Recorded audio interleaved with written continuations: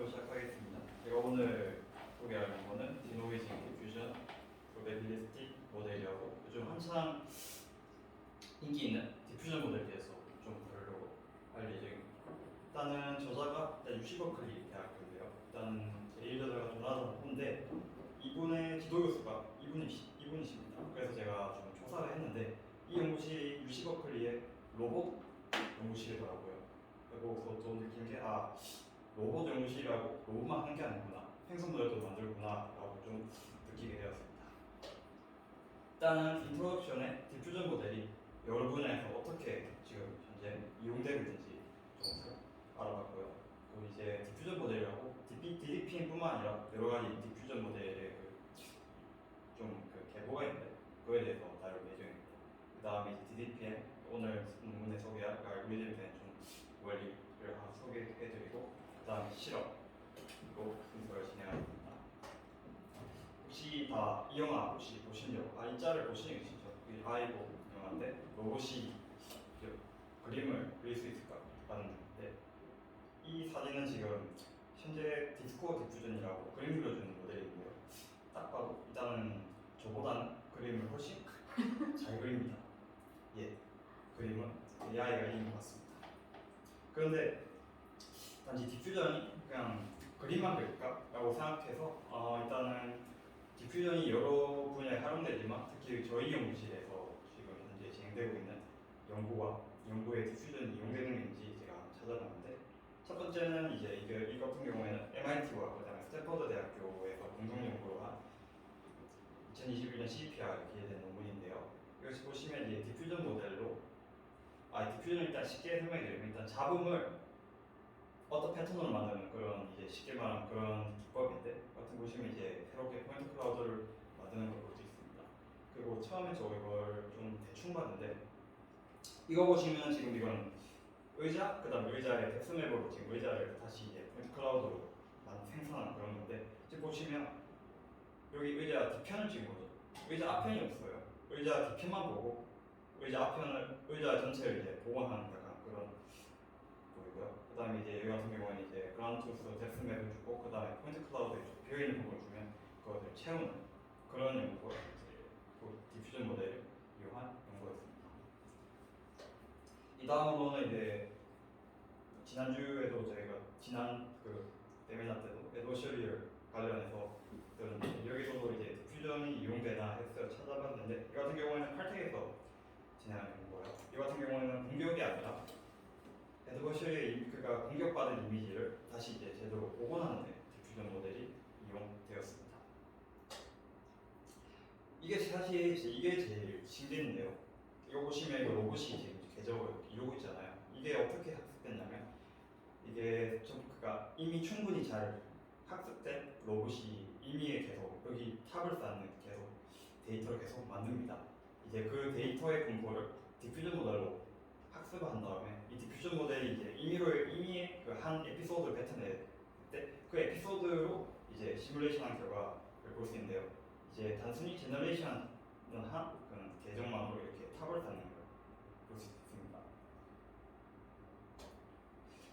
이제 다음으로는 이제 디퓨전 모델의 이제 좀 큰 계보를 다룰 예정인데요. 일단은 좀 유명한 최초라고 볼 수는 없지만 일단 유명하게 시작한 논문이 바로 이제 2015년에 생성된 이제 통계역학을 이용한 이제 슈퍼 알고리즘으로 소개가 되는데요. 그 이후에서는 2019년에 어떤 이제 디퓨전 할 때 그걸 이제 로그 그 우도를 이제 스콜로 정의해서 그 스콜의 그레디언트로 이제 학습하는 제너레이션 모델이 2019년 닉스에 소개되었습니다. 이제 저희가 오늘 볼 논문이 이제 2022년에 발표된 게 여기 있고요. 2021년은 2019년에 발표된 이 논문을 좀 더 확장한 연구고, 저자가 똑같습니다.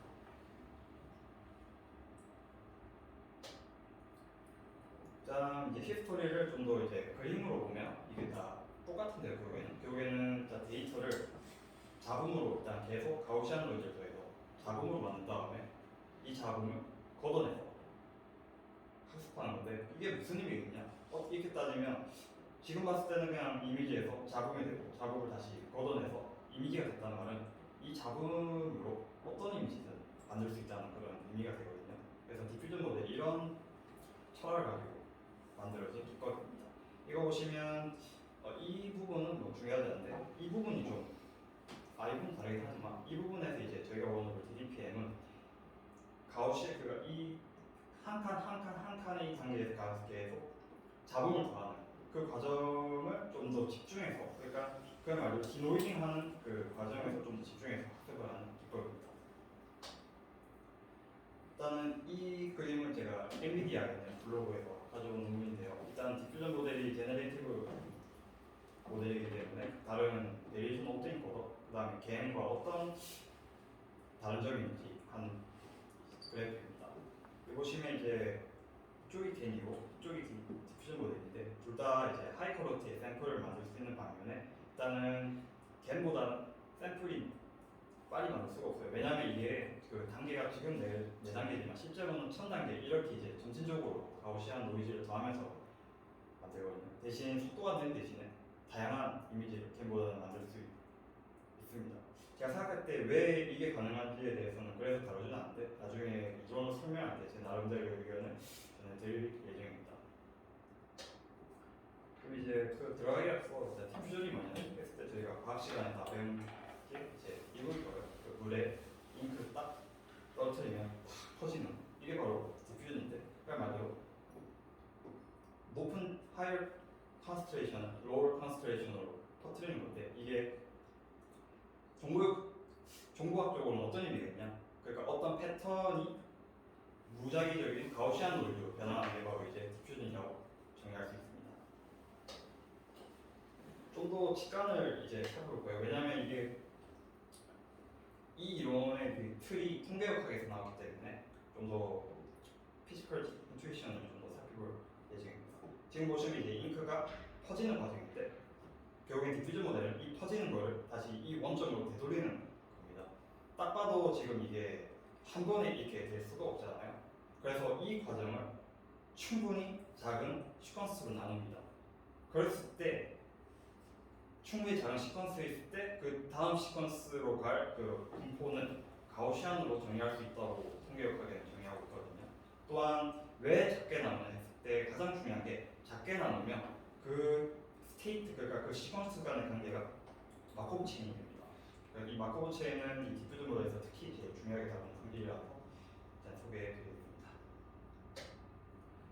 마코브 체인이라는 거는 이제 로우 프로그래밍만 수업 들었으면 잘 아시겠지만 다음 상태를 결정하는 건 오직 지금 상태뿐이라는 그런 성질입니다. 이 성질 자체는 나중에 로스 펑션을 구성할 때 시계 유도 과정에서도 아주 중요하게 쓰이는 성질입니다.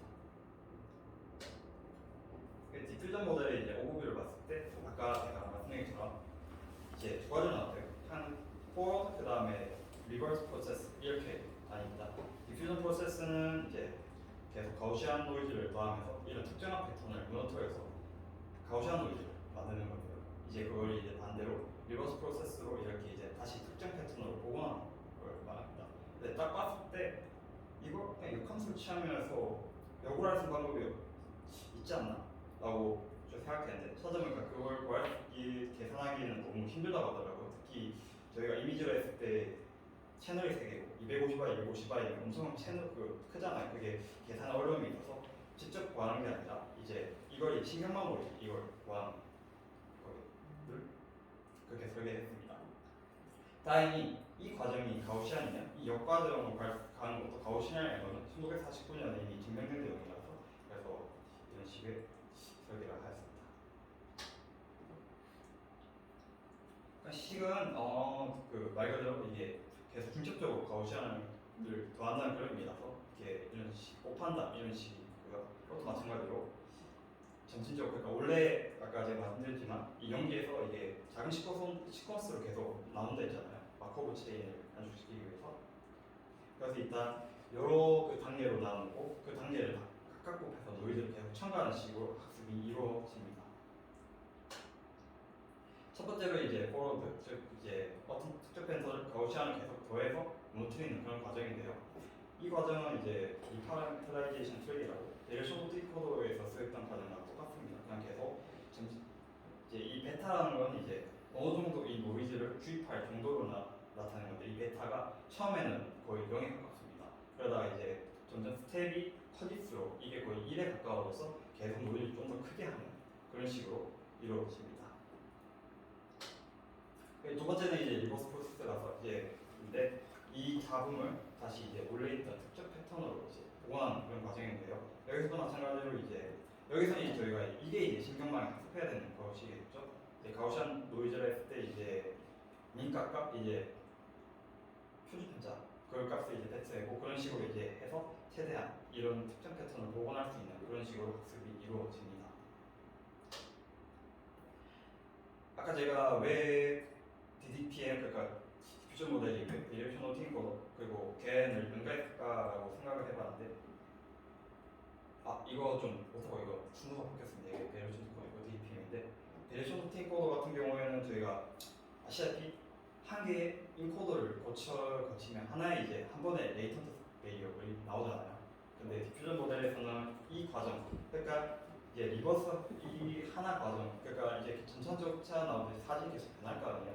이거 전체를 다 레이턴트 베리어블로 치는 거예요. 그러니까 확실히 봤을 때도 베리에이션 노팅 코더보다도 레이턴트 스페이스가 훨씬 크잖아요. 그렇기 때문에 더 다채롭게 표현할 수 있어서 이제 제가 생각했을 때 더 잘 만들어지지 않나 생각하고 있습니다. 그리고 물론 속도는 많이 줍니다.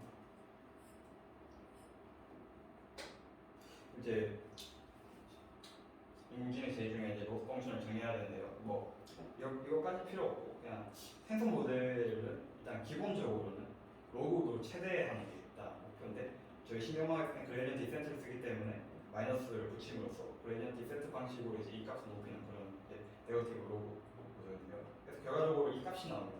이제 이만 나온 복잡 함수에 좀 더 의미를 돌아보자면요. 자, 베리에이션 오브 인코더가 있잖아요. 로스 펑션 이렇게 구성되어 있어요. 하나는 이제 레귤라이제이션, 그다음 리컨스트럭션이라고. 말 그대로 이거는 이 인코더를 통과한 이 값이 노멀 디스트리뷰션에 가깝냐를 나타내는 텀이고요. 그 다음에 리컨스트럭션 말 그대로 제대로 복원이 됐냐를 표현하는 그런 부분입니다. 그런데 비슷하죠? 이 부분도 여기 있고 이 부분도 여기 있는데 다만 이게 추가됩니다. 왜냐면 이렇게 디퓨전 모델 이렇게 플로우로 이렇게 진행이 되잖아요. 그래서 이게 의미가 뭐냐 했을 때 보시면 Q가 인버스가 이 Q가 포로드 그러니까 이게 잡음을 더해가는 과정이거든요. 이 같은 경우에는 제가 학습하는 게 아니라 정해줍니다. 어느 정도 가우시안이고 어느 정도 주입하는 건지. 그랬을 때 만약에 이 의미가 T0, T-1일 때 포로드로 갔을 때 이 지점에서 이쪽으로 갔을 때 이 부분이고요. 그 다음에 만약 T 이거는 이제 리버스로 이렇게 가는 과정입니다. 그래서 의미가 포로드로 갔을 때 이쪽에서 이쪽으로 갔을 때하고 이쪽으로 갔을 때 이 분포의 케이블 다이버전스가 0에 가까워요. 그러니까 최대한 이 친구가 이렇게 변했던 것처럼 다시 복원이 되겠죠. 그래서 그거를 원해서 이 두 개의 분포 간의 케이블 다이버전스를 이제 로스 텀에 추가를 한 것입니다. 근데 여기서 이제 끝이 아니라 디퓨전 모델은 로스 펑션을 이제 좀 더 코딩을 용이하게 조금 텀을 변화시키거든요. 제일 먼저 이제 레귤라이제이션 텀인데 이거 봤을 때 베리에이션 엔코더가 이게 노멀 디스트리뷰션에 가까운지를 확인하기 위해 필요하댔잖아요. 그런데 아시겠지만 실험적으로 충분히 많은 스를 박았을 때 이미 끝은 가우시안 노이즈가 된다고 실험적으로 논문을 밝히고 있어서 이 텀은 굳이 필요가 없다라고 말하고 있습니다. 그리고 리컨스트럭션도 제가 처음에는 이게 코드에 없어서 제가 계속 찾아봤는데 없더라고요. 그래서 이것도 왜 없는지 했는데 딱히 이거 나오는 말도 없고 논문에도 없어서 제 생각으로는 이 디노이즈 프로세스가 이렇게 변한 과정을 최대한 그러니까 이렇게 변한 과정과 거의 비슷하게 다시 되돌아가는 거잖아요. 그렇게 했을 때 만약에 이 디노이즈 프로세스가 거의 0에 가깝다면 굳이 이 컨스트럭션을 따지지 않아도 완벽하게 복원이 될 거다라는 그런 의미가 있어서 이 부분을 뺀 것 같습니다. 근데 이 부분이 문제인데 일단은 이 디퓨전 모델이 베리에이션 오토코더처럼 일단 거의 일단 수식으로 거의 가르쳤는데 더 문제는 이 수식을 주지도 않아요. 그래서 이 식이 왜 이렇게 되는지는 일단은 그러니까 이 부분이 제가 이해가 안 되는데 일단 제가 이해를 한 부분까지 일단 설명해드리고 궁금하신 분은 블로그나 아니면 다른 설명문을 찾아서 읽으시는 걸 추천드리겠습니다. 일단은 그래서 일단은 저희가 원래는 리버스를 하는 과정에서 그게 인값과 그 다음에 표준 패치 값을 저희가 뱉어내야 되잖아요. 그런데 이 연구에서는 그것도 너무 계산이 많다 해서 일단 평균만 뱉어내는 걸로 일단 바꿨거든요. 근데 그럼 이거는 어디에서 오냐? 이건 알 수 있어요. 왜냐하면 우리가 이 과정에서는 그 노이즈의 정도는 저희가 이미 프리트레인드로 정해준 상태에서 하고 있거든요. 그렇기 때문에 이 값은 이미 알고 있는 노이즈의 주입 정도로 정의를 해서 표준 팩터를 정해 보입니다. 처음 봤을 때 이게 이런 거 학습에 의미가 있나? 라고 생각했지만 결과가 잘 나왔기 때문에 이렇게 했던 걸로 생각하고 있습니다. 그것도 이렇게 하는 장점이 뭐냐면 표준 편차가 이렇게 고정이 되기 때문에 케이블 다이버전스가 이렇게 쉽게 이렇게 풀이가 되는데요. 근데 문제는 이제 이 식이 이렇게 전개되는 과정인데 제가 이 과정에 대한 그 이해가 부족해서 더 이상은 말씀드리기 힘들 것 같습니다. 그 트레이닝을 봤을 때 보시면 딱 그 로스 했을 때 결국에는 이 부분이 결국에는 이 부분이라고 생각하시면 됩니다. 했을 때 딱 봐도 이제 리컨스트럭션 부분이 없잖아요. 딱 이제 디노이징 프로세스만을 가지고 이제 그레디언트 디센트 나는데 아까 말씀드린 것처럼 이 과정이 만약에 이상적으로 된다 하면 굳이 리컨스트럭션 로스를 따지지 않아도 완벽하게 보존될 것이다 라고 생각하시면 될 것 같습니다. 그 실험은 일단은 스타일겐을 이제 비교를 했는데 스타일겐은 그러니까 디퓨전 모델은 초계는 디퓨전 모델은 컨디션이 안 됐어요. 그래서 스타일 컨디션에서 가장 높은 승률의 스타일겐 2를 언컨디셔널 상황에서 비교를 했는데 두 가지 지표로 사용됐습니다. 이거는 인셉션 스코어 그 다음에 FID인데요. FID부터 말씀드리면 FID는 원래 이미지와 그 이미지로 만들어낸 그 생성된 이미지의 이미지 분포가 최대한 가까운 게 원래 생성 모델의 목표잖아요. 근데 그걸 어떻게 했냐? 그 지표를 했을 때 프리트레인드인 인셉션 모델을 한 개 만들고 원래 있던 이미지를 통과시키고 제너레이션 모델을 통과시켰을 때 나온 그 두 그룹의 피처 맵 그런 이제 거리를 그 디스턴스 구함으로써 가까울수록 그러면 이제 그 새로 만들어낸 제너레이티브 된 사진이 원래 이미지랑 가깝겠구나 라는 그런 지표라서 이거는 낮을수록 좋습니다. 이 같은 인셉션 스코어 같은 경우에는 두 가지를 보고 있는데요. 하나는 정확히 사진을 만들어내냐, 두 번째로는 다양한 사진을 만들어내냐. 두 가지의 이제 엔트로피 지수를 곱한 스코어인데 이 같은 스코어는 높을 수밖에 없습니다. 그 봤을 때 이제 픽스트 그 다음에 심플인데 이건 잠시 어떤 차이가 있냐면 아까 전에 저희가 이제 뮤값 이게 힘들어서 이것도 그냥 고정해버리자라고 했는데 그걸 고정했을 때가 더 성능이 높은 것을 확인할 수가 있습니다. 일단 이제 스타일gen과 비교를 했을 때 일단 FID 스코어 같은 경우에는 더 좋은 성능을 내지만 일단은 IS보다는 낮은 성능을 보이고 있습니다. 추가적으로 이제 제가 로스 펑션을 제대로 책 마지막 종류까지 이해를 못해서 이 부분을 좀 더 자세히 설명하면 좋을 건데 일단은 이 요소 그러니까 디노이징 로스를 여러 다르게 그러니까 그러니까 최종 버전이 이건데 그 이전 단계에서 이 각각의 효과가 어떤 차이가 있는지 그걸 나타내는 지표거든요. 같은 경우는 이게 처음에 원래 인값을 고려하자라는 부분인데 이 두 번째는 이 버전 이걸 뺀 버전 그러니까 코에피션트를 그 다음에 이 세 번째가 이 나머지 그 전개 부분인데 여기가 정말 아쉬운데 어쨌든 이 세 번째와 네 번째 네 번째가 원래 최종인데 그 전에 원래 세 번째 코에피션트 부분이 있었어요. 그래서 중요한 거는 이 코에피션트가 있을 때 없을 때가 어떤 차이가 있는지가 결국 원래 이 실험의 이 한 목적이거든요.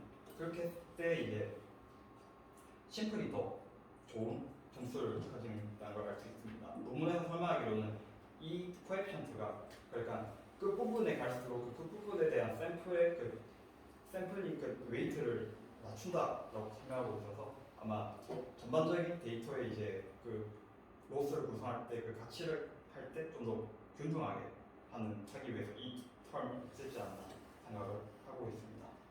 그래서 최종적으로 DDPM의 그 논문에서 만든 이제 제너레이션 4D인데요. 제가 예전에 베리에이션 오브 팅코더 관련해서 교수님 윤영과 씨와 같이 했을 때 나온 이미지보다는 훨씬 퀄리티가 좋은 것을 확인할 수가 있습니다.